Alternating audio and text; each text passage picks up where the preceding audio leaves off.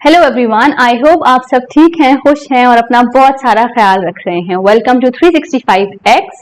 मेरा नाम है यशा आरिफ खान और आज हम शुरू करने वाले हैं हमारे एक नए सब्जेक्ट का एक नया चैप्टर। जो क्लास 9th में आपका एक नया सब्जेक्ट इंट्रोड्यूस हो गया है, दैट इज इकोनॉमिक्स। ठीक है, तो हम इसका ही फर्स्ट चैप्टर स्टार्ट करने वाले हैं। So before starting the chapter you need to understand कि इकोनॉमिक्स में बेसिकली आप पढ़ते क्या क्या हैं। ठीक है, तो इकोनॉमिक्स इज बेसिकली अर्थव्यवस्था कैसी है किसी भी कंट्री की, इकोनॉमी कैसी है वहां की, क्या प्रोड्यूस हो रहा है, कितना प्रॉफिट, कितना लॉस, कैसा इंपोर्ट एक्सपोर्ट एक्सेट्रा एक्सेट्रा, और ये सारी चीजें आप इस सब्जेक्ट में पढ़ते हैं। ठीक है, तो इसी चीज का एक बेसिक इंट्रोडक्शन, एक थोड़ी थोड़ी चीजें कि हमें कुछ करने के लिए अपने इकोनॉमी में अगर कुछ हिस्सा देना है तो हमें कुछ ना कुछ बनाना पड़ेगा। We need to produce something और द अदर। तो यही सब हम एक विलेज की हेल्प से समझने वाले हैं, और जो हमारा विलेज है वो है the story of a village, Palampur. Okay, first of all understand, घूमने नहीं निकल जाइएगा या ढूंढने मत निकल जाइएगा पालमपुर को। पालमपुर कोई भी असली विलेज नहीं है। ठीक है, ये एक हाइपोथेटिकल विलेज है। हाइपोथेटिकल क्या होता है? बस ये बनाया हुआ है, ये असली नहीं है। तो ये नहीं कि कहीं भावुक होके बस निकल गए ढूंढ लें जरा जल्दी से वहां पे, तो ऐसा कुछ नहीं है। ठीक है, so the story of village Palampur. अच्छा, एक ओवरव्यू ले लेते हैं इस पालमपुर के बारे में। The purpose of the story, जो स्टोरी है हमारी, introduce some basic concept relating to production, and this we do through a story of a hypothetical village called Palampur. Basic production यानी कोई भी चीज को आप प्रोड्यूस कर रहे हैं, बना रहे हैं। ठीक है, इसको समझाएंगे इस चैप्टर में पालमपुर की हेल्प से। ठीक है, पालमपुर एक इन्होंने बस अपने ख्वाबों में विलेज बना लिया है और उसकी हेल्प से आपको ये सारे कॉन्सेप्ट समझाए जाएंगे। Farming is the main activity in Palampur, whereas several other activities such as small scale manufacturing, dairy, transport, etc. are carried out on a limited scale. ठीक है, तो पहली जो इम्पोर्टेंट है आपकी एक्टिविटी दैट इज फार्मिंग। वहां खेती बाड़ी मेन हो रही है, लेकिन ऐसा नहीं है कि पूरी की पूरी जनता वहां पे खेती बाड़ी ही कर रही है। ठीक है, और भी एक्टिविटीज हैं जो परफॉर्म की जा रही हैं। Okay, these production activities need various types of resources. Obviously बात है, आपको कोई भी चीज प्रोड्यूस करनी है, कोई भी चीज आपको कुछ भी बनाना है, आपको उसके लिए अलग अलग रिसोर्सेज की जरूरत पड़ेगी। खाली हाथ तो घूम के नहीं जा सकते या बैठ के बस दुआ कर रहे हैं कि भाई बन जाए बन जाए, ऐसा नहीं होता। You need to do the hard work, you need to put something, ताकि आपको कुछ मिल पाए ना। इनपुट डालना पड़ेगा आउटपुट के लिए। तो वही चीजें इसमें बताएंगे, जैसे कि आपको नेचुरल रिसोर्सेज चाहिए, आपको मैन मेड आइटम्स चाहिए, आपको ह्यूमन एफर्ट चाहिए, आपको मनी चाहिए। ये सारी चीजें तो आपको डालनी पड़ेंगी अगर आपको कुछ आउटपुट चाहिए, आपको कुछ बनाना है तो। As we read through the story of Palampur, we will learn how various resources combine to produce the desired goods and services in the village. अब हम जब पालमपुर के बारे में पढ़ेंगे, we will know कि कैसे बहुत सारी रिसोर्सेज एक साथ आ रही हैं किस चीज को प्रोड्यूस करने के लिए, गुड्स एंड सर्विसेज को प्रोड्यूस करने के लिए। Let's study the introduction about Palampur. Palampur के बारे में कि कैसा विलेज है, क्या क्या सहूलियत है वहां पे, क्या वहां पे मतलब जैसे आजकल के विलेज होते हैं, मतलब क्या स्कूल है नहीं है, फार्मिंग अगर हो रही है तो किन मेथड से हो रही है, कैसे फार्मर्स हैं, स्मॉल फार्मर्स हैं, लार्ज फार्मर्स हैं, और उनके नेबर्स कैसे हैं, इन सब के बारे में हम पालमपुर के बारे में पढ़ने वाले हैं। अच्छा, एक तो यहाँ पे इन्होंने सीन ऑफ अ विलेज दिया हुआ है, दिख रहे हैं हम, कई सारी हट्स हैं वहां पे, है ना, बुलक कार्ट से कुछ सामान लेके जाया जा रहा है। So this is just a basic scene of a village. Now let's continue with the introduction of Palampur. Palampur is a well connected with neighboring villages and towns. Palampur, I'm sure अच्छे लोग रहे होंगे वहां पे, तो वो काफी आपस में आसपास जो उनके neighboring towns हैं उनसे काफी अच्छे connected हैं। Raiganj, a big village, is 3 kilometers away from Palampur. जो रायगंज है, जो पालमपुर का यानी नेबर हो गया, वो 3 किलोमीटर दूर है, बहुत ज्यादा दूर नहीं है। An all-weather road connects the village to Raiganj. एक अच्छी रोड बनी हुई है जो किसको कनेक्ट करती है, रायगंज और पालमपुर को कनेक्ट कर रही है। ठीक है, और उसके बाद एक और नियरेस्ट टाउन है शाहपुर, शाहपुर को भी यही रोड कनेक्ट कर रही है। Many kinds of transport are visible on this road, starting from bullock carts, tongas, bogies. Bogies क्या होती हैं? जो वुडन कार्ट्स होती हैं जिनको बफेलोज चला के लेके जाती हैं, जो कि हमें इस पिक्चर में दिख रही हैं। These are known as bogies. ठीक है, loaded with jaggery and other commodities to motor vehicles like motorcycles, jeeps, tractors and trucks. तो इन्होंने बेसिकली ये बता दिया है कि कौन कौन से व्हीकल्स हमको दिखते हैं, कौन कौन से हमें ट्रांसपोर्ट के जरिए दिख रहे हैं पालमपुर की सड़कों पर। This village has about 450 families, 450 families रह रही हैं जो अलग अलग कास्ट की हैं। 80 अपर कास्ट की फैमिलीज हैं जो कि मेजोरिटी लैंड उनके पास है, अपर कास्ट की है, पैसा ज्यादा है, रिसोर्सेज ज्यादा है। ठीक है, तो लैंड उनके पास ज्यादा है, इसीलिए वो अपर कास्ट हो गए ना। अपर कास्ट हम कैसे किसी को देखते हैं, जो आप इकोनॉमिकली आप देखते हैं, फाइनेंशियली आप देखते हैं, somebody is having more land more land means more production, ठीक है, मोर प्रोडक्शन मीन्स मोर मनी, ठीक है। तो यहाँ पे जो 80 फैमिलीज है ना, उन वो अपर कास्ट फैमिलीज हैं और मेजोरिटी जो लैंड है वो उन्हीं के पास है। उसके बाद देयर हाउसेस जो है वो थोड़े से बड़े हैं, ऑब्वियसली पैसा ज्यादा है, अच्छे घर बना रखे हैं उन्होंने, छोटे छोटे घर नहीं है उनके पास।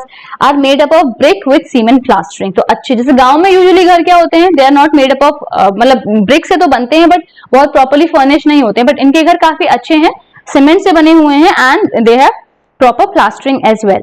The SCs, Dalits, comprise 1/3 of the population and live in one corner of the village and in much smaller houses, some of which are of mud and straw. ठीक है, जो दलित्स हैं यानी शेड्यूल कास्ट के जो लोग हैं, वो लोग के जो घर हैं वो एक कोने में रहते हैं विलेजेस में, वो 1/3 उसमें आते हैं पॉपुलेशन में, और वो उनके घर कैसे बने हुए हैं, मड एंड स्ट्रॉ से, ठीक है, मिट्टी से, और जो मिट्टी में घास फूस और ये सब मिला के जो बनाए जाते हैं, जिससे मिट्टी के घर बने होते हैं, उनके घर वैसे बने हुए हैं, ठीक है।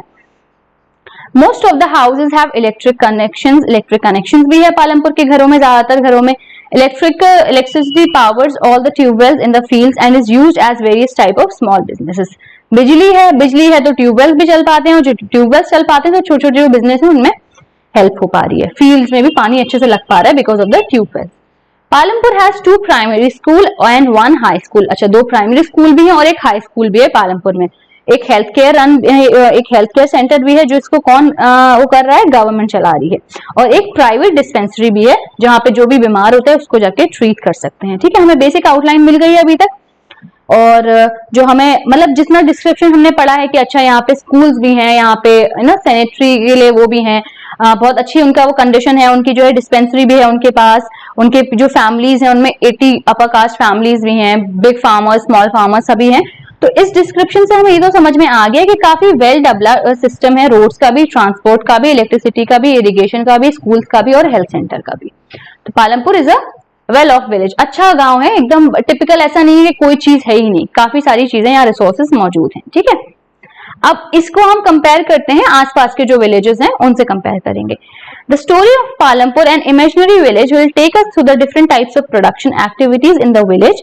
इन villages across India farming is the main production activity, ये तो हमें पता है, गांव की जो मेन प्रोडक्शन एक्टिविटी होती है, प्रोड्यूस करते हैं जिससे उनका जो घर चलता है रोज का जो है वो फार्मिंग ही होती है।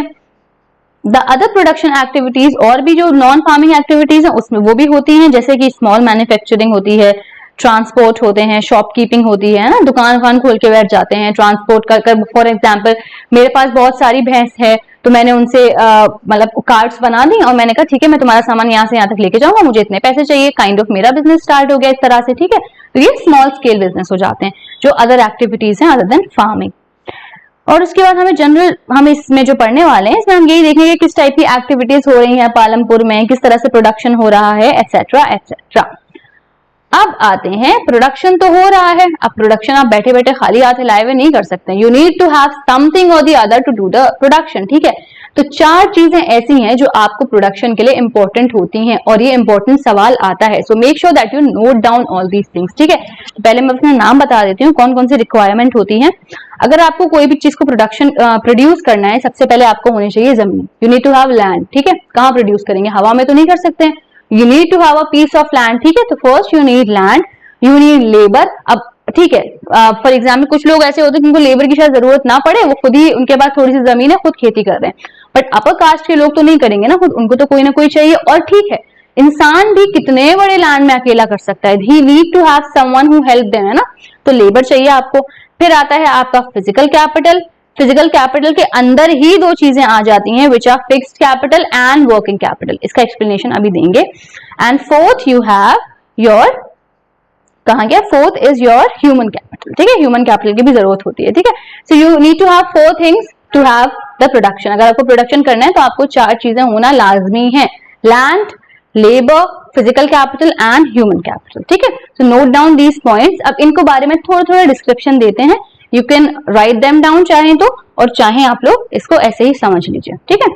आपकी बुक में it is given in a very simple language, तो एक बार जब आप लास्ट में एक रीडिंग करेंगे ना, you will be able to understand it बहुत अच्छे से। फिर the aim of production is to produce the goods and services. Okay, if the question come, production का एम क्या है, प्रोडक्शन कर क्यों रहे हैं हम, क्यों, क्योंकि हमें प्रोड्यूस करना है, कोई गुड्स एंड सर्विसेज को प्रोड्यूस करना है। There are 4 requirements for production of goods and services. 4 requirement है। पहला है आपका लैंड या फिर अदर नेचुरल रिसोर्सेज जैसे कि water, forest, minerals etcetera. Second requirement है आपकी लेबर कौन होता है? People who will do the work, जो आपके लिए काम करेंगे। Some production activities require high educated laborers to perform the necessary task. Other activities require workers who can do manual work. Each worker is providing the labor necessary for production. ठीक है, कुछ ऐसे काम होंगे जहां पे आपको थोड़े एजुकेटेड लोग चाहिए, ठीक है, जो उस काम को कैरी आउट कर पाए। कहीं कहीं पे बस ऐसे लोग चाहिए जो बस उठा के सामान मैनुअल वर्क कर पाए, मेहनत वाला काम कर पाए, ठीक है। तो अलग अलग तरह का लेबर आपको चाहिए होगा। Then you have physical capital. अच्छा, फिजिकल कैपिटल में क्या क्या आएगा? फिजिकल कैपिटल में 2 चीजें इंक्लूड हो रही है। First is your fixed capital, second is your working capital. Okay, fixed capital क्या होता है? आपने एक फैक्ट्री स्टार्ट करनी है, ठीक है, आप टूल्स ले आए, आप मशीन्स ले आए, आप बिल्डिंग टूल्स ले आए और चीजें आके लग गई, ये तो हो गया आपका फिक्स्ड कैपिटल, ठीक है। अब आपको उसको रोज रोज चेंज नहीं करना है कि आज ये वाली मशीन कल दूसरी वाली मशीन, ठीक है। तो दैट इज फिक्स्ड कैपिटल, जो आके फिक्स्ड हो गया है। Talking about the working capital. Working capital क्या होता है? जो रॉ मटेरियल आ रहा है, जो आप पैसा लगा रहे हैं ना, दैट इज ऑल्सो कैपिटल, लेकिन वो फिक्स्ड नहीं है, ठीक है। हो सकता है आज इतने का चाहिए रॉ मटेरियल, तो आपने इतना पैसा लगाया या इतना रॉ मटेरियल, तो raw material and money will come under working capital, जो कंटिन्यू वर्क कर रहा है। Fixed capital is something that is fixed, आके लग गया है, ठीक है। So in our physical capital we have 2 fixed and working capital. Tools, machines, buildings, ये जो होती हैं, they very simple tools such as farmers plough to sophisticated machines such as generators, turbines, computer etcetera. Tools, machines, buildings can be used in production over many years. ये ऐसे हैं जो आके लग गए और सालों तक इस्तेमाल होंगे, that is why they are known as fixed capital. Raw material and money in hand, ये आते हैं वर्किंग कैपिटल में, ठीक है। Production requires a variety of raw materials such as the yarn used in the weaver, अगर weaving कर रहे हैं तो yarn यूज होगा। पॉटरी यानी बर्तन बना रहे हैं मिट्टी के, तो क्ले, मिट्टी यूज होगी आपकी, ठीक है। मनी भी हमेशा, मनी तो रिक्वायर, मनी पैसे के बिना तो कुछ हो ही नहीं सकता है, ठीक है। That is also required during production to make payments. जो आपके लेबर काम कर रहा है उसको पे करेंगे नहीं करेंगे, ठीक है। रॉ मटेरियल जो ला रहे हैं जिनसे, उनको पे करेंगे या नहीं करेंगे, ठीक है। तो उसके लिए आपको चाहिए होता है। तो raw material and money in hand are called working capital. तो लिख लेंगे raw material and money, dash लगा के लिख लेंगे वर्किंग कैपिटल है, ठीक है। ऐसी टूल्स, मशीन के आगे लगा के लिख लेंगे fixed capital. There is a fourth requirement too, एक और रिक्वायरमेंट है, वो क्या थी? You will need knowledge and enterprise to be able to put together. अच्छा ठीक है, जमीन आ गई, लेबर आ गया, टूल्स भी ले आए, पैसा भी है, सब कुछ है, दिमाग कौन लगाएगा? इंसान लगाएगा, है ना। दिमाग ही नहीं है तो सब कुछ पड़ा रहेगा, खराब हो जाएगा, कोई पॉइंट ही नहीं बचेगा इतनी सारी मेहनत करने का, ठीक है। तो आपको जो दिमाग लगाने वाला चाहिए ना, वो है ह्यूमन। तो चौथा जो आपका इंपॉर्टेंट फैक्टर है प्रोडक्शन के लिए, दैट इज ह्यूमन कैपिटल, ठीक है। तो दीज डेज इनको हम ह्यूमन कैपिटल कहते हैं, जो हेल्प करता है। You will need knowledge and enterprise to be able to put together land, labour and physical capital को साथ में लाना, ठीक है, और उनसे प्रोडक्शन करवाना। उसके लिए आपको दिमाग जरूरी है, और वो दिमाग को ही हम कह रहे हैं यहाँ पे ह्यूमन कैपिटल। ओके, एंड हम ह्यूमन कैपिटल के बारे में we shall learn more in the next chapter. हम नेक्स्ट चैप्टर में और ज्यादा पढ़ेंगे, तो उसको हम बहुत ज्यादा डिस्कस नहीं करेंगे, बट एक हेडिंग डाल लें ऊपर, जो आपको चाहिए, क्या क्या चाहिए आपको प्रोडक्शन के लिए। 4 requirements, land, labour, your physical capital and your human capital, ठीक है। 4 आपको लेना चाहिए। Every production is organized and combining land, labor, physical capital and human capital, which are known as factors of production. जब ये चारों चीजें कंबाइंड हो जाती हैं ना, एक साथ आ जाती हैं, तब इनको बोलते हैं हम फैक्टर्स ऑफ प्रोडक्शन। ओके, क्योंकि यही वो चीजें हैं जो प्रोडक्शन करने में हेल्प करते हैं। As we read through the story of Palampur, we will learn more about the first 3 factors of production. For convenience, we will refer to the physical capital as the capital in the next chapter. अच्छा, इस chapter में specially हम land, labour और physical capital, इन तीनों के बारे में ज्यादा बात करेंगे। और जो फिजिकल कैपिटल है, ताकि आपको समझने में आसानी हो, नया नया सब्जेक्ट है, सब कुछ एक साथ नहीं घुसाना चाह रहे हैं आपके दिमाग में, तो फिजिकल कैपिटल की जगह जो इस चैप्टर में वर्ड यूज होगा, दैट विल बी कैपिटल, ठीक है। तो ताकि वो फिजिकल कैपिटल, ह्यूमन कैपिटल, इस सब में कुछ कंफ्यूज ना हो, कैपिटल की तरह बस यूज करेंगे। नाउ फार्मिंग इन पालमपुर, ठीक है। फार्मिंग मेन एक्टिविटी थी पालमपुर की, ये तो हमें पता है। अब क्या होता है, ठीक है, कैसे एक्टिविटी करनी है, कहाँ करनी है, कितने पार्ट्स में करनी है, कितनी चीजें प्रोड्यूस करनी है, कितनी नहीं, फलाना ढिमका, ये सब तो बात की बात है। सबसे इंपॉर्टेंट चीज है जो लैंड है हमारा, वो तो फिक्स्ड है ना। Land is fix. तो पहले हम लैंड के बारे में थोड़ा सा इनके बारे में जान लें।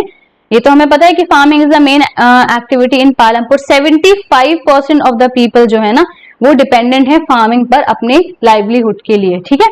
75%, ये परसेंटेज को थोड़ा सा ध्यान से याद रखिएगा। दे कुड बी फार्मर्स और फार्म लेबरर्स, या तो वो खुद फार्मर्स हैं या फिर फार्म लेबरर्स हैं। लेबरर्स कौन होते हैं? जो दूसरे के खेत में काम करते हैं। The well-being of these people is closely related to production on the farms. But remember that there is a basic constraint in raising farm production. Land area under cultivation is practically fixed. ठीक है, ठीक है, हमने सोच तो बहुत कुछ लिया, ये कर लेंगे, ये कर लेंगे, ये प्रोड्यूस कर लेंगे, वो प्रोड्यूस कर लेंगे, बट एक चीज जो प्रैक्टिकली हमें सोचना जरूरी है वो ये है कि लैंड तो फिक्स्ड है ना भाई, हमें उसका भी देखना है ना कि हम उस पर कितना कर रहे हैं, उसको हम थोड़ा रेस्ट दे रहे हैं या नहीं दे रहे हैं, एटसेट्रा एटसेट्रा। 1960 में से अगर हम बात करें पालमपुर में, there has been no expansion in land area under cultivation। ठीक है, 1960 से जो लैंड कल्टीवेशन के लिए एरिया रहा है पालमपुर में वो उतना ही है अभी तक। By then, some of the wasteland in the village had been converted to cultivated land। हाँ, कुछ ऐसा जरूर हुआ है कि जो वेस्टलैंड था, जो खाली पड़ा रहता था कुछ एरिया, उसको कल्टीवेटेड लैंड में कन्वर्ट करने की कोशिश की गई। There exists no further scope to increase farm production by bringing new land under cultivation। और अब जो है ना ये बात रियलाइज हो चुकी है कि अब और ज्यादा लैंड को आप कल्टीवेशन के अंडर नहीं ला सकते हैं। इन्होंने एक छोटा सा बॉक्स दिया हुआ है, जस्ट एक क्विक रीडिंग करते हैं इसकी। स्टैंडर्ड यूनिट क्या होती है लैंड को मेजर करने की? It is hectare. ठीक है, विलेजेस में आपने देखा होगा कि उसको हम जैसे आप किसी गांव में जाएंगे और पूछेंगे कितना खेत है आपके पास, तो वो ये नहीं कहेंगे मेरे पास इतना हेक्टेयर है, ऐसे नहीं कहते, इतना बीघा खेत है मेरे पास, ठीक है, ऐसे बोलते हैं वो। तो बीघा इज द बेसिक वर्ड। अगर लेमन लैंग्वेज में बात करें, लेमन यानी आम लैंग्वेज में बात करें, तो बीघा कहा जाता है जो आप लैंड को मेजर करते हो। 1 hectare equals to the area of square of one side measuring 100 meters। ठीक है, तो उन्होंने थोड़ा सा वो दे दिया है। Can you compare the area of 1 hectare land with the area of your school ground? जो भी मैथ्स में अच्छे हैं प्लीज ये कर लीजिएगा कि कंपेयर कर सकते हैं आप 1 हेक्टेयर फील्ड को अपने स्कूल ग्राउंड के फील्ड से। Okay, so now we will come to the other thing, that is there a way one can grow from the same land? मुझे बताएंगे आप लोग, क्या कोई तरीका है कि सेम लैंड से ज्यादा प्रोडक्शन कैसे कर पाएं, ज्यादा चीजें ग्रो कैसे कर पाएं? कैसे कर सकते हैं, देखते हैं अगर कोई तरीका है तो क्या तरीका है। Okay, in the kind of crops grown and facilities available, Palampur would resemble a village of the western part of the state of Uttar Pradesh। जिस टाइप के क्रॉप्स यहाँ पे ग्रो हो रहे हैं, जिस टाइप की फैसिलिटीज यहाँ पे अवेलेबल हैं, पालमपुर कुछ ऐसा लगता है कि western part of Uttar Pradesh में जैसे गांव होते हैं ना वैसा है, लेकिन पालमपुर असली गांव नहीं है, ढूंढने मत निकल जाना प्लीज, ठीक है। तो बस ये एक हाइपोथेटिकल विलेज है, बट ये कह रहे हैं कि इसकी जो कंडीशन है ना थोड़ी सी, और जिस टाइप के रिसोर्सेज इसमें प्रेजेंट है, वो ऐसा लग रहा है कि शायद कोई गांव वेस्टर्न यूपी का है।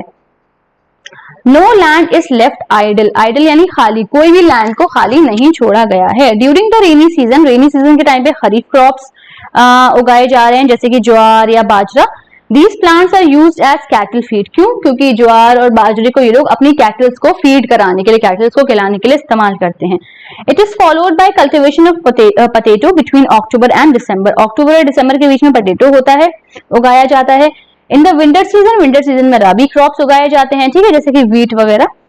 From the wheat produced, farmers keep enough wheat for the family's consumption and sell the surplus wheat at the market of Raiganj. Surplus को हम डिटेल में आगे पढ़ने वाले हैं, पहले समझ लीजिए सरप्लस क्या होता है। Surplus is, for example, just example ले रहे हैं, मेरे खेत में से 2 किलो कोई चीज आई है, ठीक है, 2 किलो आई है, बस मेरी फैमिली ने खा लिया 1 किलो, ठीक है। अपनी फैमिली की नीड को कंप्लीट करने के बाद, अपनी फैमिली की नीड को सेटिस्फाई करने के बाद जो एक्स्ट्रा 1 किलो मेरे पास बचता है वो है सरप्लस। सरप्लस 2 किलो नहीं होगा। क्यों नहीं होगा? पहले जरूरी है कि आप खुद को फीड करें। जो खुद को फीड करने के बाद आपके पास जो बचता है ना, उसको बोलते हैं सरप्लस, जिसको आप बेच सकते हैं या जो भी चाहे उसके साथ कर सकते हैं, ठीक है। लेकिन यहाँ पे यही होता है पालमपुर में, यहाँ के जो फार्मर्स हैं जिनके पास सरप्लस आता है वो बेच देते हैं कहाँ? रायगंज में जाके, वहां की मार्केट्स में। A part of the land area is also devoted to sugarcane, which is harvested once every year। तो ये देख रहे हैं ना, हम रबी क्रॉप्स आ रहे हैं एक सीजन में, खरीफ क्रॉप्स कर रहे हैं, फिर एक सीजन में मान लीजिए रबी क्रॉप्स का सीजन चल रहा है तो साइड में वो शुगर केन भी उगा लेते हैं थोड़ा सा। Sugar cane in its raw form or is jaggery is sold to traders in Shahpur. जब शुगर केन को निकालते हैं, जैगरी यानी गुड़ जो बना लेते हैं, वो कहाँ बेचा जाता है? शाहपुर में। The main reason why farmers are able to grow 3 different crops in a year in Palampur is due to a well-developed system of irrigation. ठीक है, बारिश कभी होती है कभी नहीं हुई, तो नेचुरल फिनोमेना है, ठीक है, लेकिन आपको पानी की जरूरत तो पड़ेगी। पेड़ तो ऐसा नहीं है कि भैया बारिश नहीं हो रही तो वो समझ जाएंगे चलो ठीक है पानी नहीं है इसलिए नहीं दे पा रहे, वो तो खत्म हो जाएंगे, आपकी फसल तो पूरी बर्बाद हो जाएगी। तो इसीलिए इरिगेशन की जो फैसिलिटी है ना वो बहुत अच्छी रखी गई है पालमपुर में। इरिगेशन यानी जो आर्टिफिशियली आप पानी देते हैं, इलेक्ट्रिसिटी बहुत अच्छी है तो इसीलिए वो अच्छे आपके जो ट्यूबवेल्स हैं एक्सेट्रा एक्सेट्रा ये भी बहुत अच्छे चल जाते हैं। Its major impact was to transform the system of irrigation. Persian wheels transfer the system of irrigation. Persian wheels were till then used by farmers to draw water from the wells and irrigate small fields. People saw that the electric run tube wells could irrigate much larger area of land effectively. जब irrigation वैसे electricity light तो बिजली बहुत पहले से आ गई थी पालमपुर में, ठीक है, बट उन्होंने जब ये देखा कि पहले लोग कैसे इरिगेट करते थे अपने छोटे छोटे फील्ड्स को, व्हील, पर्शियन व्हील की हेल्प से पानी लेते थे वेल से, कुओं से, और अपने खेतों में डालते थे। लेकिन लोगों ने फिर ये रियलाइज किया है कि ये जो आर्टिफिशियल इरिगेशन कर रहे हैं ना, जो बिजली की वजह से सब जो आ रहा है, इससे ज्यादा लैंड को आप पानी दे पा रहे हो कम टाइम में। The first few tubewells were installed by the government. अच्छा, पहले जो few tubewells से शुरुआत की वो तो गवर्नमेंट ने बना दिए थे, उसके बाद जो फार्मर्स ने उन्होंने खुद अपने प्राइवेट ट्यूबवेल्स लगाना शुरू कर दिए। प्राइवेट ट्यूबवेल्स का मतलब क्या हुआ, मैंने लगाया तो मैं इस्तेमाल करूंगी, किसी और को इस्तेमाल करना है तो मेरी परमिशन की जरूरत होगी। As a result, by the mid 1970s, the entire cultivated area of 200 hectares was irrigated. अच्छा, क्योंकि ट्यूबवेल वाली फैसिलिटी, सॉरी इरिगेशन वाली फैसिलिटी बहुत अच्छे से आ गई है, तो ये था कि 1970s तक क्या हो गया, पूरा कल्टीवेटेड एरिया जिसमें भी उगाया गया है कोई भी सामान 200 हेक्टेयर का पूरा अच्छे से इरिगेट हो जाता था, ठीक है। अच्छा, थोड़ा सा बॉक्स दिया हुआ है, we'll have a little reading of this. Not all villages in India have much high level of irrigation. Apart from the riverine plains, coastal regions in our country are well irrigated. In contrast, plateau regions such as the Deccan Plateau have low levels of irrigation. Of the total cultivated area in the country, 40% is irrigated even today. In the remaining areas, farming is largely dependent on rainfall. तो उन्होंने ये बताया कि ठीक है कि आपका जो ये फार्मिंग है, मतलब बहुत सारे पालमपुर में अगर हम देखा जाए तो आई एम श्योर बहुत सारे ऐसी जगहें हैं जहाँ इरिगेशन फैसिलिटीज हैं, लेकिन अभी भी प्लेटू रीजन और आपका डेक्कन प्लेटू ऐसी जगहें हैं जहाँ पे आपको पानी इरिगेशन फैसिलिटीज इतनी अच्छी नहीं है, और वहां के जो लोग हैं जो फार्मिंग कर रहे हैं वो किस पे डिपेंडेंट है पानी के लिए, रेनफॉल पर ही, ठीक है, इतनी सी बात है। बहुत ज्यादा दिमाग नहीं लगाएंगे इन बॉक्सेस पर, do not focus much, rather जो आपका बेसिक टॉपिक्स दिए हैं फोकस मोर ऑन दैट, ठीक है। To grow more than one crop on a piece of land during the year is called multiple cropping. Question क्या था इस टॉपिक का? Question था, is there a way one can grow more from the same land? The answer would be yes. तरीका है, आप same land से ज्यादा ग्रो करवा सकते हो या सेम लैंड पे डिफरेंट चीजें ग्रो कर सकते हो। To grow more than one crop on a piece of land, एक ही पीस ऑफ लैंड पे दो अलग अलग तरह के क्रॉप लगाना उसको हम बोलते हैं मल्टीपल क्रॉपिंग। दो या दो से ज्यादा क्रॉप लगाना उसको हम बोलते हैं multiple cropping. It is the most common way of increasing production on a given piece of land. सबसे आसान, सबसे कॉमन वे है अगर आपको अपना प्रोडक्शन बढ़ाना है, तो इट्स वेरी इंपॉर्टेंट कि आप जो है गिवन पीस ऑफ लैंड पे खूब सारा प्रोडक्शन कर सकते हो through multiple cropping. All farmers in Palampur grow at least 2 main crops. Her farmers जो है ना 2 मेन क्रॉप तो उगाते ही उगाते हैं अपने लैंड पर, ठीक है, और बहुत सारे तो ऐसे हैं कि 3 उगा रहे हैं, ठीक है। और तीसरा कौन सा होता है, क्रॉप पटेटो, पटेटो जरूर उगाते हैं, ठीक है, क्योंकि बेसिक पटेटो इज वेरी, क्या बोलते हैं उसको, बहुत ही ज्यादा सारे सब लोग खाते भी हैं, एंड इट्स वेरी सबका फेवरेट भी होता है, तो इट्स समथिंग जो हर आप सीजन में खा सकते हो, इसलिए वो एक बेसिक ऐसी चीज होगी जो आप उगाओगे तो पता है it is going to finish anyway, तो इस पे आप लाइवलीहुड अपना चला सकते हो। अच्छा, इन्होंने अपना टेबल दी हुई है, table 1.1। If you see table 1.1 तो यही बता रहे हैं कि कल्टीवेटेड एरिया कितना रहा है in the different years. Okay, just take a look at this, एक बार एक लुक देख लेते हैं। 51 to 51 तक 132, उसके बाद बढ़ता चला गया 186, 198, 196, 194, 2001, 201, 198, कभी बढ़ा है कभी कम हुआ है जो कल्टीवेटेड एरिया है। ओके, तो अब हम आएंगे कि जो फॉलोइंग टेबल है इसमें हमें बताया कि कितना कल्टीवेशन के अंडर रहा है एरिया, ठीक है, तो हम इस चीज को इसकी हेल्प से देख सकते हैं। The crop produced on a given piece of land during a single season till the mid 1960s तक अगर आप देखोगे, तो seeds used in cultivation were traditional ones with relatively low yields. Traditional seeds need less irrigation. Farmers used cow dung and other manures as fertilizers. All these were readily available with the farmers who did not have to buy them. Mid 1960s तक अगर आप देखोगे तो कौन सा वाला वो seeds use कर रहे हैं, वो जो सीड्स यूज कर रहे हैं वो यूज कर रहे हैं ट्रेडिशनल सीड्स, ठीक है। और जो फार्मर्स हैं अपनी कल्टीवेशन को मतलब एज फर्टिलाइजर्स किसको यूज करते थे अपनी खेती को अच्छा करने के लिए, या तो वो काउ डंग का यूज करते थे, काउ डंग इज गोबर, ठीक है, उसका यूज करते थे, या फिर वो और कोई नेचुरल मैन्योर का यूज करते थे। All these were readily available, ये अवेलेबल हो जाते थे क्योंकि कैटल्स थी तो आपको मिल जाता है काउ डंग। फिर उसके बाद आया जब ग्रीन रेवोल्यूशन आया है 1960s में, लास्ट में द ग्रीन रेवोल्यूशन जब आया है तो उसमें व्हीट और राइस का प्रोडक्शन बढ़ा था। कैसे बढ़ा था? Using HYVs। What are HYVs? HYV की फुल फॉर्म पता होनी चाहिए, that is high yielding varieties, ठीक है, ऑफ सीड्स। ये वो सीड्स होते हैं जो अगर आप मतलब जो आप यूज करते हैं ना तो आपका जो प्रोडक्शन है that is going to be more rather than using the traditional seeds. HYV seed promise करते हैं टू प्रोड्यूस मच, ज्यादा प्रोड्यूस करते हैं सिंगल प्लांट के ऊपर, और सेम लैंड पे ऑब्वियसली अगर ज्यादा प्रोडक्शन हो रहा है तो आपको ज्यादा क्वांटिटी में फूड ग्रेन मिलेगा। HYV seeds need plenty of water. अच्छा, HYV सीड के साथ ये फायदा भी, उनको पानी तो चाहिए होता है और उनको केमिकल फर्टिलाइजर्स भी चाहिए होते हैं, पेस्टिसाइड्स भी चाहिए होते हैं ताकि वो बेस्ट रिजल्ट दे पाए। लेकिन ट्रेडिशनल सीड के साथ एक प्लस पॉइंट ये था कि पानी कम मांगते थे वो लोग, ठीक है। HYV सीड को थोड़ा ज्यादा केमिकल फर्टिलाइजर्स चाहिए, ज्यादा पानी चाहिए ताकि वो ज्यादा प्रोड्यूस कर पाए, ठीक है। क्वेश्चंस है कुछ, उसके जवाब आप सोचेंगे। Is it important to increase the area under irrigation? क्या जरूरी है एरियाज को इरिगेशन के अंदर लाना, या यस या no? You have seen that one way of increasing production from the same land is multiple cropping. देख लिया है हमने, एक लैंड में ज्यादा प्रोडक्शन करना है, मल्टीपल क्रॉपिंग कर सकते हैं। क्या कर सकते हैं? एक ही लैंड में कई सारे क्रॉप्स उगा सकते हैं, उसको हम बोलते हैं multiple cropping. The other way, एक और वे हमें समझ में आ गया, HYV सीड्स यूज कर सकते हैं, प्रोडक्शन बढ़ेगा उससे भी, ठीक है।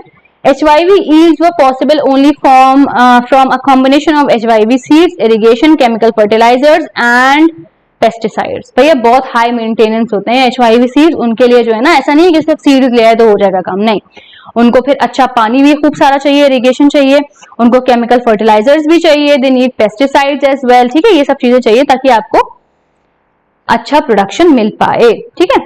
Farmers of Punjab, Haryana and western Uttar Pradesh were the first to try out the modern farming method in India.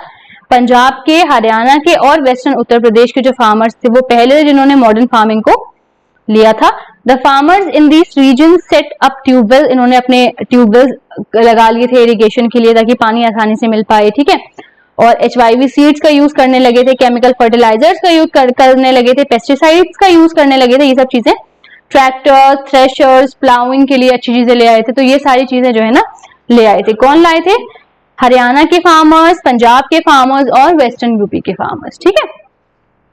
और they were rewarded with high yield of wheat, और उनको फिर इतना सारा जब वो मेहनत कर रहे हैं तो उनको क्या मिला? व्हीट की बहुत अच्छी फसल मिली थी। In Palampur the yield of wheat grown from the traditional varieties was 1300 kg। देखो आगे परेशान करने के लिए पढ़ाने नहीं दे रहे, लेट देम गो, गए। तो पालमपुर में क्या था, जो व्हीट ग्रो हो रहा था ट्रेडिशनल वेराइटीज से वो 1300 kg हो रहा था पर हेक्टेयर, और HYV सीड से कितना हो गया? 3200 kg। वाओ, डबल से भी ज्यादा हो रहा है, ठीक है। There was a large increase in the production, किसकी वजह से? HYV सीड्स की वजह से। Farmers now had greater amount of surplus wheat to sell in the markets. 1300 में से अगर मान लो कोई इंसान जो है 1000 भी खा ले रहा है ना, 1000 भी कंज्यूम कर पा रहा है, 300 kg फिर भी बच रहा है, ठीक है। 3200 में से बंदा कितना 1000 भी खा रहा है तो कितना बचेगा? तो सरप्लस ज्यादा बचना शुरू हो गया था। क्यों? क्योंकि HYV सीड्स यूज करना शुरू हो गए थे, और जब आपने HYV सीड्स यूज करना शुरू कर दिए हैं तो आपको सरप्लस ज्यादा मिलेगा, उसको आप बेच सकते हो, उससे आप पैसे ज्यादा कमा सकते हो।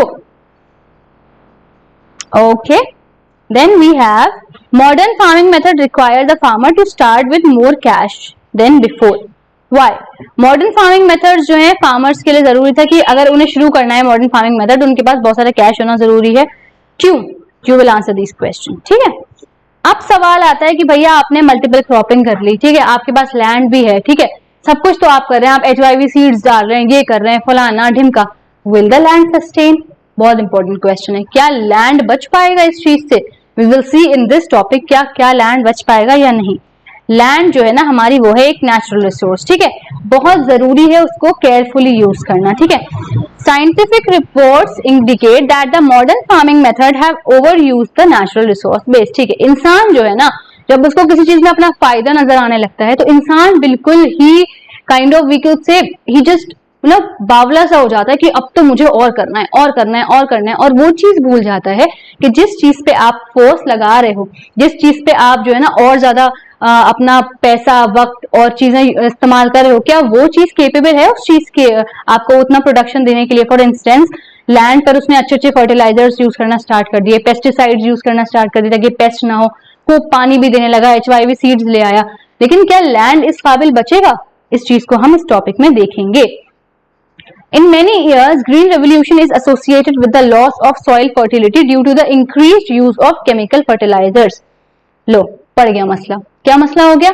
Many years में ये देखा गया है कि ग्रीन रेवोल्यूशन एसोसिएट इस चीज से हो रहा है कि जितना आप इतना सारा फर्टिलाइजर्स, इतने सारी चीजें आप लैंड पे यूज कर रहे हो, उससे क्या हो रहा है, जो केमिकल आप यूज कर रहे हो ना लैंड पे, जो लैंड की जो फर्टिलिटी है, फर्टिलिटी जो लैंड की जो अपनी वो क्षमता है, उसकी जो फर्टिलिटी है वो खत्म होती चली जा रही है। Also, continuous use of groundwater for tubewell irrigation has led to depletion of water table. अब भैया ये क्या था, पहले तो वेल्स वगैरह से ले आते थे, लेकिन अब ग्राउंड वाटर का इस्तेमाल कर रहे हैं, ट्यूबवेल्स लगा लिए हैं इरिगेशन के लिए। ग्राउंड वाटर का यूज करोगे तो ग्राउंड वाटर का जो लेवल है वो भी नीचे जाता चला जा रहा है। ये जो है ना डिसएडवांटेजेस पूछ सकते हैं कि ये जो नया चीजें आई है ना, ग्रीन रेवोल्यूशन हुआ था, HYV सीड्स आ गए थे, ये आ गए थे, इनकी कुछ कुछ डिसएडवांटेजेस क्या है। पहला ये था कि सॉइल ने अपनी फर्टिलिटी खोना शुरू कर दी थी, ग्राउंड वाटर भी डिक्रीज होना शुरू हो गया था, ठीक है। तो हमें बहुत जरूरी है अपने फायदे के लिए, अपने डेवलपमेंट तो हमें करना है एग्रीकल्चर का, लेकिन बहुत जरूरी है कि हम एनवायरनमेंट का भी ख्याल रखें। Okay, now we have a box. Chemical fertilizers provide minerals which dissolve in water and are immediately available to plants, but these may not be retained to soil for long. These may escape from the soil and pollute groundwater, rivers and lakes, ठीक है।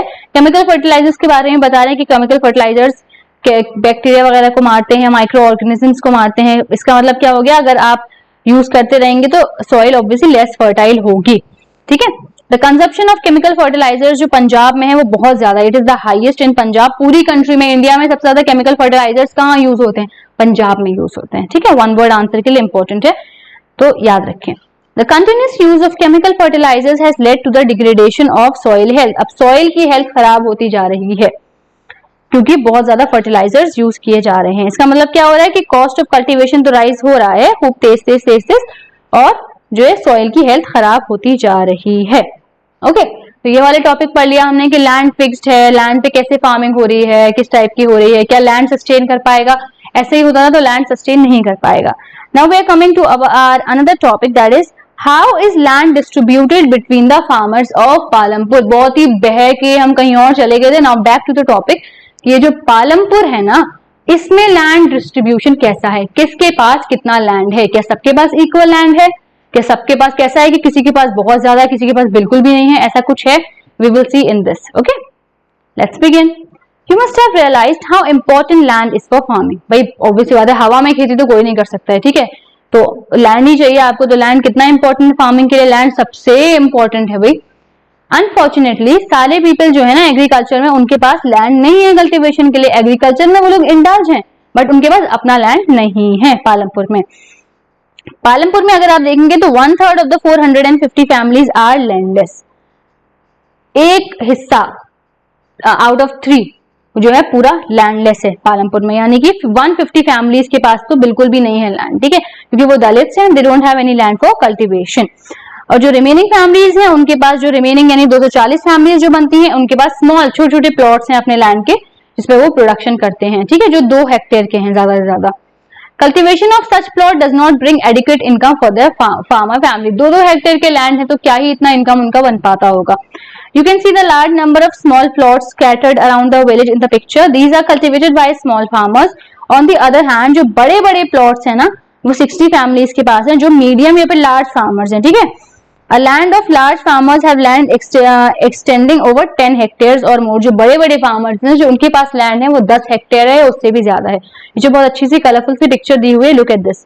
ये कितने छोटे छोटे जो lands है ना, ये उनके हैं जिनके पास बेचारे के पास 2-2 हेक्टेयर के हैं। और इनको देखिए जरा, इनका पूरा खानदान, इनकी पूरी पुश्तें चला सकते हैं अपने लैंड में, इनके पास इतना सारा लैंड है। ठीक है, तो मतलब लैंड का जो डिस्ट्रीब्यूशन है पालमपुर में वो बहुत अनइवन है। जो छोटे लोग हैं, कुछ तो ऐसे हैं जिनके पास तो बिल्कुल भी नहीं है लैंड। ठीक है, दे आर लैंडलेस। जिनके पास है उनके पास 2-2 हेक्टेयर है, और जो बड़े बड़े फार्मर्स हैं उनके पास 10 हेक्टेयर, उससे भी ज्यादा लैंड है।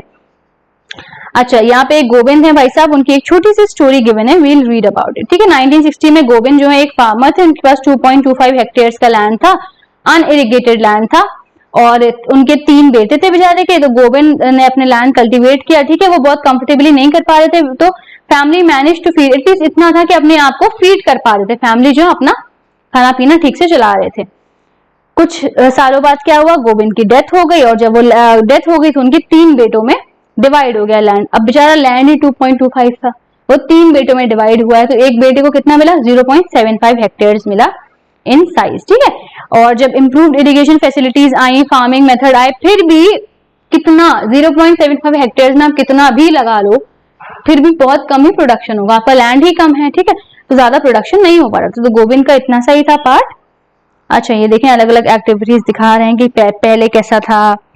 वीट क्रॉप में ये लोग वर्क कर रहे हैं, बुलक सोइंग से स्प्रे कर रहे हैं इंसेक्टिसाइड्स को, कल्टीवेशन हो रहा है ट्रेडिशनल मेथड से, फिर जो है यहाँ कल्टीवेशन होने लगा मॉडर्न मेथड से। तो ये सारा इन्होंने थोड़ा सा डिफरेंस बताया है। यहाँ पे देखें, यहाँ पे जो है बैल जो है वो खेत को जोत रहे हैं, यहाँ पे ट्रैक्टर्स आ गए हैं, तो ये सारी चेंजेस आए हैं। Who will provide the labor? ठीक है, जो छोटे लोग थे वो तो अपने लैंड को खुद प्रोड्यूस कर रहे हैं, लेकिन जो बड़े लोग हैं, फॉर इंस्टेंस मतलब जो बड़े बड़े फार्मर्स हैं, अब वो तो नहीं जाएंगे खुद लैंड को प्रोड्यूस करने के लिए, और जाएंगे भी तो वो 10 हेक्टेयर या उससे इतने बड़े बड़े लैंड है उसको तो नहीं कर सकते हैं प्रोड्यूस। तो who will provide the labour, labour कहाँ से आएगा, या कौन सा तबका है जो लेबर वाला काम करेगा। After land, labour is the next necessary factor of production. Land के बाद हमने पढ़ा था कि 4 जो फैक्टर्स हैं उनमें से सेकंड नंबर पे आ रहा था हमारा लेबर। लेबर कौन है, people who will provide the work, जो काम करेंगे आपके लिए। फार्मिंग के लिए बहुत, फार्मिंग कोई ऐसा काम नहीं है, ऑफिशियल वर्क नहीं है कि बैठ के आप बस कर रहे हैं, या फिर दिमाग वाला काम नहीं है। It is something that requires a lot of hard work, बहुत मेहनत चाहिए, आपकी बॉडी को पूरी तरीके से ट्रेन करने का मतलब हिम्मत है इस फार्मिंग में। ठीक है, तो फार्मिंग में बहुत हार्ड वर्क चाहिए होता है। जो स्मॉल फार्मर्स हैं वो तो अपने लैंड को खुद कल्टीवेट कर लेते हैं। ठीक है, दे प्रोवाइड द लेबर, लेकिन हाँ अगर मीडियम एंड लार्ज फार्मर्स जो हैं वो फार्म लेबरर्स को हायर करते हैं, कहते हैं हम आपको पैसा देंगे, प्लीज हमारे लैंड पे कल्टीवेशन कर दीजिए, हमारे लैंड पे हम काम कर लीजिए। ठीक है, फार्म लेबर्स कहाँ से आते हैं, आई एम श्योर अच्छी फैमिली से तो नहीं आते होंगे। अच्छी फैमिली से होते तो उनके पास खुद के पास लैंड होता, अपने पास लैंड होता, तो फिर वो किसी और को हायर कर रहे होते, खुद कहीं जाके क्यों कर रहे होते फिर। तो फार्म लेबरर्स जो है, they either come from landless families, ये लैंडलेस फैमिलीज से आते हैं जिनके पास जमीन नहीं है, या जिनके पास बहुत थोड़ी जमीन है। ठीक है, बहुत थोड़ी जमीन है और उनके पास इनफ नहीं हो पा रहा है, so they are going to some other persons farm, किसी और की जमीन पे जाके वो लोग काम कर रहे हैं। ओके, और फार्म लेबरर्स के पास कोई भी क्रॉप्स के ऊपर कोई हक नहीं होता है, वो जो काम कर रहे हैं उनको उसका पैसा मिलता है, लेकिन जो उगा रहे हैं उसके ऊपर उनका कोई हक नहीं होता है। अच्छा, ये दाला और राम के लिए हैं, इनके बारे में थोड़ा सा पढ़ते हैं, आपस में कुछ बातचीत कर रहे हैं। ये बहुत ही पुअर लोग हैं, ठीक है, बहुत ही पुअर फार्मर्स हैं।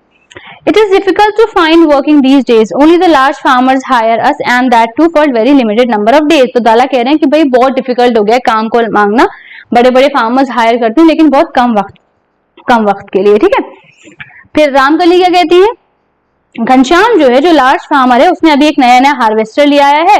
अब वो जो हार्वेस्टर लाया है, अब क्या हो सकता है, अब जो हार्वेस्टर ले आया है उससे ह्यूमन का मतलब जो इंसान की जो मेहनत लग रही है वो थोड़ी सी कम हो गई है। कैसे, ये भी एक नुकसान है टेक्नोलॉजीज के आने का। ठीक है, जब मशीन्स आ जाती हैं तो इंसान की जगह ले लेती हैं वो मशीन, और इंसान जो है अनएम्प्लॉयड हो जाता है। तो यही बात रामकली समझा रही हैं दाला को। ये बोल रही है कि हाँ, हमारे में भी ट्रैक्टर्स, प्लाउइंग, हार्वेस्टिंग, ये सब चीजें आ गई हैं थ्रेशिंग के लिए, वीड्स के लिए। पहले ये सारे काम जो है कौन करता था, इंसान करता था। 10 इंसान कामों के लिए लगे हुए हैं, 10 लोगों को पे करना पड़ रहा है और 10 लोग को एम्प्लॉयमेंट भी मिल रहा है। लेकिन अब क्या हो गया है, मशीन्स आ गई हैं, तो मशीन्स की वजह से उनको एम्प्लॉयमेंट, वो अनएम्प्लॉयड हो गए हैं। तो ये आपस में बेचारे अपना दुख शेयर कर रहे हैं। You will read it properly, बहुत ही आसान तरीके से बेसिक कॉन्वर्जेशन कर रहे हैं कि अब कैसे कैसे ये सब चीजें आ गई हैं कि भैया मेरी सिचुएशन ऐसी है, मुझे काम नहीं मिल पा रहा है, मैं इतना कम काम कर पा रही हूँ, एटसेट्रा एटसेट्रा। ओके, अब जो लैंड लेबरर्स पे थे, हम लैंडलेस लेबरर्स पे थे, ये जो लोग होते हैं they are paid wages by the farmers for whom they work. ठीक है, ये जो क्या होते हैं, इन पे जो ये उगा रहे हैं उस फसल पे इनका हक नहीं होता है, उस पे पूरा हक उसका होगा जिसका जमीन है। लेकिन मैं अगर किसी की लैंड पे जाके काम कर रही हूँ तो मुझे सिर्फ काम करने का पैसा मिलेगा। ठीक है, मुझे वेजेस मिलेंगे कि मैंने इतना काम किया है तो मुझे इसका पैसा मिलेगा। कभी कभी हाँ ऐसा होता है, कोई अच्छा हुआ तो मुझे खाना वाना भी खाने को दे सकता है। ठीक है, खाना वाना भी वो दे देते उसे। वेजेस जो है ऐसा नहीं है कि भैया इस गांव में 10 रुपए मिल रही है पर डे तो उस गांव में भी 10 रुपए मिलेगी। ठीक है, अलग अलग रीजन के हिसाब से वेजेस भी डिफर करती थी। वेजेस इज बेसिकली द आपको जो पैसे मिल रहे होते हैं अपने काम के लिए, the money you get for your work. ठीक है, दैट इज वेजेस। ठीक है, अब ऐसा है कि आप क्या काम कर रहे हो, अगर आप सोइंग कर रहे हो तो आपको उसके हिसाब से वेजेस मिलेंगे, आप हार्वेस्टिंग कर रहे हो आपको उसके हिसाब से मिलेंगी, आप किस जगह पे काम कर रहे हो उसके हिसाब से भी आपको वेजेस मिलेंगी। A farm laborer might be employed on a daily basis or one particular farm activity like harvesting or for the whole year। अब ऐसा भी है, फार्म लेबरर्स का क्या है, या तो सिर्फ आप हार्वेस्टिंग के लिए लगे हुए हो तो आपको हार्वेस्टिंग करनी है, या फिर आप डेली बेसिस पे ऐसे ही लगे हुए हो। और कभी कभी ऐसा भी होता था कि पूरे साल के लिए हायर कर लेते थे कि तुम पूरे साल के लिए मेरे पास काम करोगे, तो ऐसा भी होता था। दाला जो है वो एक लैंडलेस फार्म लेबरर हैं जो हमने ऊपर पढ़ा था इनके बारे में, जो डेली वेजेस में काम करती हैं पालमपुर में। एंड दिस मीन्स कि वो रेगुलरली उनको काम के लिए जाना पड़ता है कि आज का काम खत्म हो गया, दूसरे का कहीं ढूंढना पड़ेगा उनको काम के लिए। ठीक है, जो उनकी मिनिमम वेज है पालमपुर में दैट इज 300 पर डे। ठीक है, मार्च 2019 तक जो था ये था कि मिनिमम वेज आप जो देंगे अपने लेबरर को दैट इज 300 पर डे। और दाला को कितना मिल रहा है, सिर्फ 160। ठीक है, दाला के साथ तो यार बहुत बुरा हो रहा है। There is heavy competition for work among the farm laborers। अच्छा, जब बहुत सारे लोग अनएम्प्लॉयड होते हैं ना, सेम जॉब के लिए आप किनको ढूंढते हैं, जो कम पैसों में काम कर देगा। ठीक है, तो यहाँ पे बहुत सारा क्योंकि कंपटीशन है तो दाला को बेचारे को कम में काम करना पड़ रहा है। So people agree to work for lower wages। अब बहुत सारे लोग हैं, अब लोगों को ये था कि भैया अगर मैं कहूंगा कि नहीं मुझे इतने पैसे चाहिए, हो सकता है किसी और को हायर कर लें, तो इस डर से वो कम पैसों में भी काम करते थे। दाला कंप्लेन कर रहे हैं रामकली से कि भाई जो है मतलब दूसरी फार्म लेबर है रामकली भी, तो ये आपस में कंप्लेन चल रही है, थोड़ी सी बातें चल रही हैं कि अरे मेरा तो ये हालत इतनी बुरी है, अरे तुम्हारी इतनी, तो आपस में बस बेचारे बता रहे हैं कि कैसे कैसे सब चल रहा है। Now we will learn the capital which is needed in farming. जो कैपिटल हमें चाहिए फार्मिंग में। ठीक है, पहली सेट क्या होता था कि जो स्मॉल फार्मर्स है ना, कैपिटल में क्या क्या आ रहा था, हमारा फिक्स्ड कैपिटल आ रहा था, वर्किंग कैपिटल आ रहा था, है ना। तो जो कैपिटल हमें चाहिए, ठीक है, जो स्मॉल फार्मर्स है उनको उनके पास इतना पैसा नहीं होता था, they have to borrow money. उनको पैसे लेने पड़ते थे कहां से, लार्ज फार्मर्स से। ठीक है, और अब देखें ये फार्मर्स हैं, इनके पास ऐसे कुछ बैंक के पेपर भी तैयार नहीं होते कि गए और लोन ले आए, लोन भी इनको बैंक नहीं देती थी, तो ये कहाँ जाते थे, लार्ज फार्मर्स के पास जाते थे। When they used to go to large farmers, अब लार्ज फार्मर्स भी कोई इतने दयालु नहीं है कि भैया तुम गए हाँ ठीक है ले लो पैसे करो प्रोडक्शन, नहीं, ये लोग उस पर बड़ा इंटरेस्ट रेट लगाते थे, खूब खतरनाक है, ठीक है ले लो, लेकिन मैं जब वापस लूंगा ना अपने पैसे तो मैं इतने इंटरेस्ट के साथ लूंगा, इतने सूद के साथ लूंगा। ठीक है, अब हम ये पढ़ते हैं कि सविता जो है ये एक स्मॉल फार्मर है, ये अपने कर रही है कल्टीवेट व्हीट, चाह रही है कल्टीवेट करना अपने लैंड पर। 1 हेक्टेयर का इनका लैंड है, थोड़ा सा ही लैंड है, बहुत ज्यादा नहीं है। ठीक है, अब उसके लिए इनको फर्टिलाइजर चाहिए, पेस्टिसाइड्स चाहिए, और उसके लिए उसको पैसा चाहिए, पैसा नहीं है उनके पास। कहाँ गई वो, उन्हें ये पता था कि उन्होंने देख लिया अच्छा फर्टिलाइजर चाहिए मुझे, ये चाहिए, इसके लिए 3000 रुपए कुछ मुझे चाहिए होंगे, और ये सविता के पास नहीं थे पैसे। अब वो जो है गई और वो तेजपाल सिंह के पास गई। तेजपाल सिंह कौन है, he is a large farmer, एक बड़े फार्मर हैं तेजपाल सिंह, जो सविता को लोन देने के लिए तैयार हो गए, लेकिन क्या कहा, मैं 24% का इंटरेस्ट लगाऊंगा 4 महीनों के लिए। ठीक है, मैं तुम्हें दे रहा हूं पैसे, लेकिन जब मैं पैसे वापस लूंगा तो 24% का इंटरेस्ट लग के लूंगा, जो कि बहुत हाई इंटरेस्ट रेट है। ठीक है, सविता के लिए। लेकिन सविता का मसला ये है कि उनके पास कोई ऑप्शन नहीं है, और सविता को ये भी प्रॉमिस करना पड़ा है तेजपाल सिंह को कि वो जब चाहेंगे उनको बुला सकते हैं और अपने खेत में काम भी करवा सकते हैं, और उसके उन्हें कितने पैसे देंगे, 100 रुपए पर डे। बहुत ही अच्छे आदमी नहीं है तेजपाल सिंह, इंटरेस्ट रेट भी इतना ले रहे हैं, और जब वो काम करवाने के लिए बुलाएंगे तो भी 100 रुपए पर डे देंगे। ठीक है, अब आपको समझ में आ रहा है कि भैया 100 रुपए पर डे तो बहुत कम है, लेकिन सविता के पास कोई ऑप्शन नहीं है, लोन लेने वो जा नहीं सकती है क्योंकि उनके पेपर्स तैयार नहीं है। Also they are not very educated, तो उन्हें नहीं पता है प्रोसेस है एक्सेट्रा। ठीक है, उसके बाद ये है कि तेजपाल सिंह के पास जब वो गई, उनको मिल गया, तो हार्वेस्ट टाइम जो होता है उनके लिए बड़ा बिजी टाइम होता है, और वो 3 बच्चों की मदर हैं। ठीक है, उनके पास 3 चिल्ड्रन हैं और उनका घर की भी बहुत सारे काम होते हैं। फिर भी सविता जो है अग्री कर जाती हैं कि चलो ठीक है, मेरे पास कोई चॉइस नहीं है, आई विल डू दैट, मैं आपके यहाँ आके काम भी कर लूंगी और मैं आप बस मुझे पैसे दे दीजिए, I will return them. Okay, so now we are here. ये तो हो गया, क्या टॉपिक हो गया हमारा कि ये जो है द कैपिटल कौन कौन सा चाहिए होगा फार्मिंग के लिए। मनी चाहिए होगी आपको, ठीक है, और भी चीजें चाहिए होंगी, उसको लाने के लिए आपको क्या करना होगा, आपको पैसे चाहिए होंगे। पैसे कहाँ से ले रहे हैं पालमपुर के जो स्मॉल फार्मर्स हैं, वो ज्यादातर लार्ज फार्मर्स पे डिपेंडेंट है अपने पैसों के लिए। Now we have another topic that is sale of surplus farm products.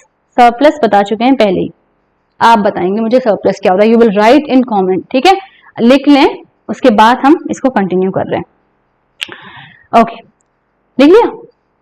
Let us suppose that the farmers have produced wheat on their land using 3 factors of production। अच्छा चलें, ये suppose कर लें कि भैया फार्मर्स ने जो है प्रोडक्शन के लिए 3 फैक्टर्स हो गए, उनके पास लैंड आ गया, लेबर आ गया, कैपिटल आ गया। ठीक है, व्हीट हो रहा है, हार्वेस्ट, प्रोडक्शन हो रहा है, सब कुछ ये सब हो रहा है। ठीक है, what do farmers do with the wheat? क्या करेंगे फार्मर्स? कंजप्शन करेंगे, खाएंगे अपने लिए, पहले खुद अब कंज्यूम करेंगे, उसके बाद सेल करेंगे। ठीक है, क्योंकि अब आपने आई एम श्योर सरप्लस की डेफिनेशन लिख दी होगी कमेंट में, तो इसलिए अब मैं बता सकती हूँ सरप्लस क्या होता है। सरप्लस इज जब आप कोई भी चीज का प्रोडक्शन करते हो और जब वो प्रोड्यूस हो जाती है चीज, उसको आप खुद कंज्यूम करने के बाद जो आपके पास एक्स्ट्रा बचता है ना, उसको बोलते हैं सरप्लस। ठीक है, तो यहाँ पे यही है कि स्मॉल फार्मर, जैसे हमने सविता की बात की है, गोविंद की बात की, जिनके बहुत सारे बच्चे थे, तो हम इनकी अगर हम बात करते हैं तो इनका जो टोटल प्रोडक्शन है वो तो बहुत ही कम है। ठीक है, तो इनके लिए तो शायद नहीं बच पा रहा है, ये तो अपनी फैमिली नीड्स निकाल पाए, तो वही बड़ी बात है। So it is the medium and large farmers who supply wheat to the market. तो किसके पास सरप्लस बच रहा है? लार्ज फार्मर्स के पास और मीडियम फार्मर्स के पास सरप्लस बच रहा है। 1.1 जो पिक्चर थी उसमें हमें दिख रहा था, कहाँ है 1.1? ओके, ये रही, हमें दिख रहा है यहाँ पे। You can see the bullock cart streaming into the market. वो देख रहे थे ना, बुलक कार्ट्स लेके जा रही हैं बहुत सारा। क्या लेके जा रही थी? वो सरप्लस लेके जा रही थी। भैया अपने कंजप्शन के लिए लार्ज फार्मर्स और मीडियम फार्मर्स ने निकाल लिया है, अब जो एक्स्ट्रा बचा है वो जा रहा है मार्केट बिकने के लिए। The traders at the market, जो ट्रेडर्स हैं वो खरीदते हैं व्हीट को और वो जाके शॉपकीपर्स को बेच देते हैं टाउन्स या सिटीज में। ओके, जो तेजपाल सिंह है उनके पास तो बहुत, वो तो है ही बड़े फार्मर, तो उनके पास जो है 350 क्विंटल्स ऑफ व्हीट जो है वो सरप्लस में आ गया है। ठीक है, उन्होंने बेच दिया है रायगंज की मार्केट में और अच्छी अर्निंग खूब कमा भी लिया है अच्छे से। तेजपाल सिंह क्या करेंगे अपनी अर्निंग के साथ? उनकी मर्जी, भाई कुछ भी करें, हमें क्या मतलब है उनसे इतना। लास्ट ईयर तेजपाल सिंह ने क्या किया था? लास्ट ईयर तो उन्होंने ये किया था कि भैया बैंक अकाउंट में डाल दिया था अपना। ठीक है, उसके बाद सेविंग्स उन्होंने यूज कर दी थी, और सेविंग्स को वो कैसे यूज करते थे? सविता जैसे आते हैं ना फार्मर्स कि पैसा दे दीजिए हमें, तो उनको दे देते थे, उनसे वापस कैसे लेते थे? इंटरेस्ट के साथ वापस ले देते थे। तो फायदा ही फायदा, मतलब जो जिंदगी जी रहे हैं ना वो तेजपाल सिंह ही जी रहे हैं बस। He also used the saving to arrange for the working capital for farming in the next season। जो working capital, what is working capital? क्या था? जो रोज रॉ मटेरियल चाहिए होता था, मनी चाहिए होती थी, ये सारा इसके लिए भी वो सरप्लस का यूज करते थे। तो इस बार सब उन्होंने ये सोचा है तेजपाल सिंह ने कि अपनी जो अर्निंग जो कमा रहे हैं ना खूब अच्छे से, वो उसके वो ट्रैक्टर खरीदेंगे। क्यों? क्योंकि ट्रैक्टर जो है फिक्स्ड कैपिटल बन जाएगा उनका, सालों साल चल सकता है वो आराम से, और ट्रैक्टर को वो खूब यूज कर सकते हैं अपने खेत में और खूब अच्छा प्रोडक्शन कर सकते हैं। तेजपाल सिंह की तरह और भी मीडियम और लार्ज फार्मर्स हैं जो सरप्लस को बेचते हैं। ठीक है, उनका जो अर्निंग है वो सेव कर लेते हैं वो, या नेक्स्ट सीजन के लिए, या फिर वो कुछ कैपिटल अरेंज कर लेते हैं। कैपिटल वर्ड हम अभी वही फिजिकल कैपिटल के लिए यूज कर रहे हैं, जो हमने पढ़ा था ना, फिजिकल कैपिटल को हम कैपिटल की तरह ही पढ़ेंगे। तो यही सारी चीजें करते रहते हैं ये सब। लेकिन अब हमें समझना जरूरी है कि फार्मिंग तो हो रही है, लेकिन हमने शुरुआत में ही पढ़ा था नॉन फार्मिंग एक्टिविटीज भी हो रही थी। ठीक है, कौन कौन सी थी? स्मॉल स्केल मैन्युफैक्चरिंग हो रही थी, डेयरी था, ट्रांसपोर्ट था, ये सारी नॉन फार्मिंग एक्टिविटीज भी पालमपुर में साथ साथ हो रही हैं। So now we learn something about non farming activities. Non farming activities नाम से ही समझ आ रहा है, वो एक्टिविटीज जिनका खेती से लेना देना नहीं है कोई। ठीक है, जो खेत में जाके कुछ नहीं करना पड़ रहा उनको। हम पढ़ चुके हैं इस चीज को। 25% जो लोग हैं वो जो वर्क कर रहे हैं वो एंगेज हैं एग्रीकल्चर में, 75% जो है वो तो एग्रीकल्चर कर रहे हैं, फार्मिंग में एंगेज है। बचे जो 25% है वो नॉन फार्मिंग एक्टिविटीज कर रहे हैं। पहली जो नॉन फार्मिंग एक्टिविटीज जो बहुत ही ज्यादा फेमस है, बहुत कॉमन है, दैट इज डेयरी। डेयरी बहुत कॉमन एक्टिविटी है। उसमें क्या है, पीपल फीड देयर बफेलोज, अपने बफेलोज को फीड करते हैं। क्या खिलाते हैं, ज्वार बाजरा, पड़ा था ये चीज, ज्वार बाजरा क्यों खिला रहे थे, अपने कैटल्स को फीड करने के लिए। और उसके बाद क्या, मिल्क जो उनसे निकल के आता है वो रायगंज में बेच देते थे। तो ये हो गया आपका डेयरी, ठीक है। ऐसी दो ट्रेडर्स हैं शाहपुर टाउन से, उन्होंने भी खूब अच्छा सेंटर्स बना रखे हैं जहां पे मिल्क ट्रांसपोर्ट होता है दूर दूर सिटीज में जाके। ओके, देन एक और आ गया मैन्युफैक्चरिंग, स्मॉल स्केल मैन्युफैक्चरिंग भी हो रही है पालमपुर में, ठीक है। 50 पीपल कुछ ऐसे हैं जो मैन्युफैक्चरिंग में इंक्लूडेड हैं, स्मॉल स्केल मैन्युफैक्चरिंग में। और ये जो है ज्यादातर जो they carried out most of the home, ज्यादातर कहाँ करते हैं, अपने घर में ही करते हैं ये सारी चीजें। और अगर कुछ ज्यादा काम बढ़ जाता है तो वो कुछ लेबरर्स को हायर कर लेते हैं। Unlike the manufacturing that take place in big factories in the towns and cities, manufacturing in Palampur involves very simple production method. छोटा सा गांव है, सिंपल से लोग हैं, तो बहुत बड़ी बड़ी फैक्ट्रीज तो नहीं हो सकती हैं, है ना। तो ये जो स्मॉल स्केल मैन्युफैक्चरिंग होती है, स्मॉल स्केल का मतलब ही ये होता है तो घर में कुछ लोग होते हैं ना, कुछ पॉटरी वाला काम करना स्टार्ट कर दिया, खूब सारे पॉट्स वॉट्स बना रहे हैं, बेच रहे हैं, ठीक है। जो पहले वो बनती थी आपकी बास्केट्स वगैरह बनती थी घर में, वो सारी स्मॉल स्केल मैन्युफैक्चरिंग में आती है, ठीक है। अगर खुद काम नहीं कर पा रहे हो तो एक आध लेबर हायर कर लोगे। तो ऐसे ही जो हमारा पालमपुर है उसमें जो है बहुत ही सिंपल प्रोडक्शन मेथड्स हैं स्मॉल स्केल मैन्युफैक्चरिंग के लिए। अच्छा, यहाँ पे एक इंसान है मिश्री लाल, इन्होंने जो है एक mechanical sugar cane crushing machine खरीदी है जो बिजली से चलती है। और ये शुगर केन जो क्रशिंग है वो पहले कैसा होता था, बुलक के हेल्प से होता था। कैसे, वो याद है, कोलू जो चलता था, हाँ कोलू जो एक ऐसे लग जाता था और ऐसे ऐसे गोल गोल गोल गोल सर्कल में वो घूमते रहते थे बैल, और जो भी क्रश होना होता था वो बीच में क्रश हो जाता था। लेकिन अब जो है लोग चाहते हैं कि मशीन से, वो उन्होंने एक शुगर केन के लिए खरीद ली है, उससे वो जैगरी यानी गुड़ बनाते हैं, ठीक है। और जैगरी बनाते हैं और वो कहाँ बेच देते हैं, शाहपुर में जाके ट्रेडर्स को बेच देते थे। इस तरह से मिश्री लाल जो है खूब प्रॉफिट और थोड़ा बहुत कमा लेते हैं। नेक्स्ट हमारा करीम के बारे में इन्होंने बताया। करीम जो है एक इंसान, वो कंप्यूटर क्लास सेंटर बनाते हैं, सेंटर उन्होंने खोला हुआ है विलेज में। बहुत सारे ऐसे स्टूडेंट्स हैं जो शाहपुर टाउन में जाके कॉलेज को, मतलब कॉलेज अटेंड कर रहे हैं। तो करीम ने देखा, चलो ठीक है, हम एक काम करते हैं, अपने ही टाउन में एक कंप्यूटर क्लास बना लेते हैं। दो विमेन ऐसी हैं जिनको डिग्री है कंप्यूटर एप्लीकेशन में, तो उनको उन्होंने एम्प्लॉय कर लिया है और कंप्यूटर्स भी वो ले आए हैं। और अब यहाँ पे इन्होंने थोड़ा सा हाई स्कूल के स्टूडेंट्स हैं, उन्होंने अटेंड करना भी इस चीज को शुरू कर दिया है। तो ये सारी नॉन फार्मिंग एक्टिविटीज कंटिन्यू हो रही हैं पालमपुर में। द शॉपकीपर्स ऑफ पालमपुर, ठीक है। अब शॉपकीपिंग भी हमने देखा था कि नॉन फार्मिंग एक्टिविटी है, शॉपकीपर्स आ गए हैं, ठीक है। People involved in trade exchange of goods are not many in Palampur, ठीक है। ऐसा नहीं है कि सब लोग ट्रेड वगैरह में वो हैं। ट्रेड क्या होता है, गुड्स का एक्सचेंज होना, लेन देन होना, ठीक है। ट्रेडर्स जो है ऑफ पालमपुर वो ज्यादातर शॉपकीपर्स हैं जो गुड्स लेते हैं होलसेल में मार्केट से और विलेज में आके सेल करते हैं। क्या क्या सेल करते हैं, rice, wheat, sugar, tea, oil, biscuit, soup, toothpaste, batteries, candles, notebook, pen, pencil, cloth, ये सब चीजें शॉपकीपर्स सेल करते हैं। बहुत सारी ऐसी फैमिलीज भी हैं are close to the bus stand, तो वो वहां पे भी जाके छोटी छोटी शॉप्स उन्होंने अपनी खोल ली हैं और वो शॉप्स में ईटेबल्स भी शॉप करते हैं। जैसे बस में आते हैं लोग बेचने के लिए, तो वो ऐसे बेचने के लिए आते हैं। Transport, a fast developing centre, एक और सेंटर, एक सेक्टर है ऐसा पालमपुर में हमारे जो एक नॉन फार्मिंग एक्टिविटी में आता है, दैट इज ट्रांसपोर्ट। और ये खूब डेवलप हो रहा है। हमने पढ़ा था कि पालमपुर की रोड्स अच्छी हैं, वेल कनेक्टेड हैं आसपास के गांव से, तो इस तरह से वो आ रहा है। खूब अच्छे व्हीकल्स वहां पे चल रहे हैं, रिक्शा वालाज हैं, टांगा वालाज हैं, जीप्स हैं, ट्रैक्टर हैं, ट्रक हैं, ड्राइवर्स हैं और बहुत सारे ऐसे लोग हैं। और कुछ ऐसे लोग भी हैं जो ट्रेडिशनल बुलक कार्ट्स, बैलगाड़ियों पे भी यूज कर रहे हैं, ठीक है। They ferry people and goods from one place to another. Ferry क्या होता है, मतलब वो लेते हैं, पैसा वैसा लेते हैं इधर से उधर पहुंचाने के लिए। ऑब्वियसली उनके लिए यार, उनका तो ये कमाई का जरिया है, तो they take money to take people and goods from one place to another. The number of people involved in transport has grown over the last 7 years. Number of people जो इस चीज में इन्वॉल्व हो रहे हैं ट्रांसपोर्ट में, वो काफी बढ़ गए हैं कई साल से देखा जाए। So now we have किशोर की एक छोटी सी स्टोरी है। किशोरा फार्म लेबरर हैं, ठीक है। बाकी सारे लेबरर्स की तरह किशोरा को भी काफी मसला हो रहा है अपनी फैमिली की नीड्स को पूरा करने के लिए। तो उन्होंने क्या किया है, किशोरा ने एक लोन लिया था बैंक से और ये गवर्नमेंट प्रोग्राम के अंडर आता है जिसमें चीप लोन्स दे दिया जाता है लैंडलेस लेबर हाउस होल्ड्स को। तो किशोरा उससे उस लोन से क्या लाई थी, एक बफेलो लाई थी और उन्होंने जो है बफेलो का मिल्क बेचना शुरू कर दिया था, भैंस का जो दूध है वो बेचना शुरू कर दिया था। Further he has attached a wooden cart, उसके बाद उन्होंने कहा चलो ठीक है डेयरी वाला काम तो मैं कर ही लेती हूँ, साथ साथ उन्होंने बफेलो में एक कार्ट भी पीछे से उनकी एक गाड़ी से अटैच कर दी। अब उन्होंने सोचा चलो मैं इसको ट्रांसपोर्ट के लिए यूज करती हूँ, कमाई का जरिया थोड़ा सा बन जाएगा। तो एक वीक में वो जाती हैं रिवर गंगा पे, वहां से क्ले लाती हैं पॉटर्स के लिए और इस तरह से वो और ऐसी शाहपुर के लोगों के लिए जैगरी भी पहुंचाती हैं अपनी कार्ट से। और इस चक्कर में उन्होंने खूब अच्छा सा काम स्टार्ट कर दिया और किशोरा भी थोड़ा बहुत अर्न करना शुरू हो गया है किशोरा के लिए, what he used to do some years back. अच्छा, कोई पूछेगा किशोरा का फिक्स्ड कैपिटल क्या है, इसमें क्या होगा किशोरा का फिक्स्ड कैपिटल? उनकी बफेलो, क्योंकि उन्होंने एक बार ले लिया, अब वो सालों तक काम कर रही है। तो बस, अरे ओके खत्म हो गया। तो दिस इज आवर चैप्टर, खत्म हो गया। The story of village Palampur. समझ आ गया होगा कौन कौन सी चीजें प्रोडक्शन के लिए इंपॉर्टेंट हैं, कौन कौन सी ऐसी चीजें हैं जिनकी जरूरत पड़ती है।